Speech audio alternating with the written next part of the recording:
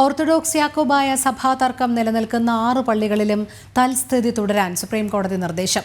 6 പള്ളികൾ കൈമാറണമെന്ന ഇടക്കാല ഉത്തരവ് നടപ്പാക്കാൻ ഇരുവിഭാഗത്തിനും പ്രയാസമുണ്ടെന്ന് കോടതി നിരീക്ഷിച്ചു.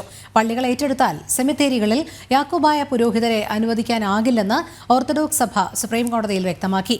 ജനുവരി 29-30 തീയതികളിൽ ഹർജി വീണ്ടും പരിഗണിക്കും.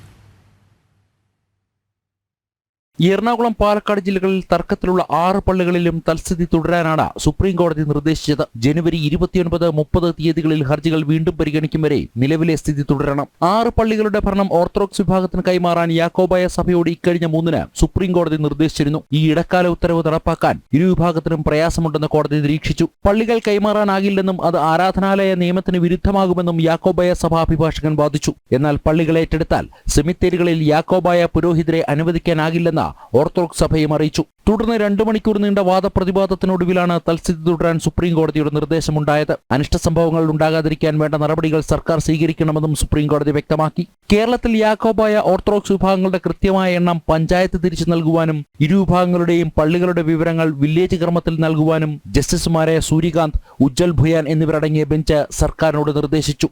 ജനം, ഡൽഹി.